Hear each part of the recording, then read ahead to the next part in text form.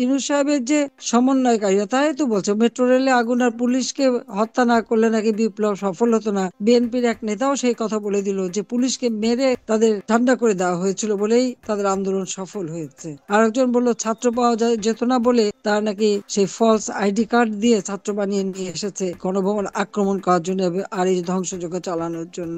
এটা তো তারা নিজেরাই স্বীকার করেছে। এবং ডক্টর ইউনূসই বা কি বলেছিলেন সেপ্টেম্বর মাসে তিনি যখন জাতিসংঘে যান, বিল ক্লিনটনের সবাই তার একটা অনুষ্ঠান ক্লিনটন ফাউন্ডেশন, সেখানে তো নিজেই স্বীকার করলেন যে এই আন্দোলন কোনো পরিকল্পিত ভাবে করে। এই লোকটা যে কত মিথ্যাবাদী আপনারা দেখেন। ঠিক তারপরে এই মাত্র গত জানুয়ারিতেই তিনি গেলেন সুইজারল্যান্ডের ডাভোসে ওয়ার্ল্ড ইকোনমিক ফোরামে। সেখানে কি বললো, আমি তো কিছুই জানতাম না, এরকম যে ঘটনা হবে কিছুই জানতাম না, আমাকে সবাই এনে ক্ষমতায় বসালো, ছাত্ররা এনে ক্ষমতায় বসালো। আগে বললো তার সূক্ষ্ম পরিকল্পনা নিয়ে তিনি আন্দোলন করলেন, শেখ হাসিনাকে ক্ষমতা থেকে হটালেন, আর তারপরে এই কথা বললেন। কিন্তু সাথে সাথে কি করলো, আজকে যে মায়ের কোল খালি হলো, যে কত মানুষ মারা গেল তার এই ক্ষমতার লোভে, ছাত্রদের যে হত্যাটা কে করেছে? আমি তো কোনো হত্যা করিনি, বরং 6 জন যখন মারা গেল আমি জুডিশিয়াল ইনকোয়ারি কমিটি করে দিয়েছিলাম, বিচার বিভাগীয় তদন্ত কমিটি করে দিয়েছিলাম যে এই হত্যাকাণ্ড কেন ঘটছে। পুলিশের কাছে মেটাল বুলেট ছিল না, ছিল রাবার বুলেট। তাহলে একটার পর একটা মানুষ মারা গেল কেন?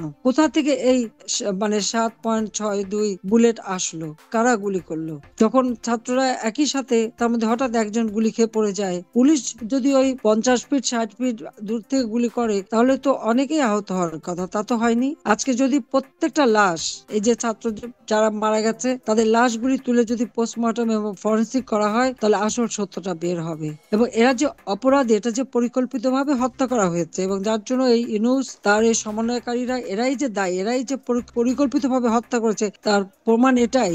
15 জুলাই থেকে যতগুলি হত্যাকাণ্ড, অগ্নিসংযোগ যা যা হয়েছে সেগুলিকে দায় মুক্তি দেওয়া হয়েছে। দায় মুক্তি কাকে দেওয়া হয়? যারা দায়ী, যারা অপরাধ করে তাদেরকেই দায় মুক্তি দেওয়া হয়। এই দায় মুক্তির মধ্য দিয়েই কিন্তু ইউনূস এটাই প্রমাণ করেছে যে এই অপরাধগুলি তারই ওই পরিকল্পিতভাবে করা। কিন্তু দোষারোপটা কার উপরে? আমার উপর।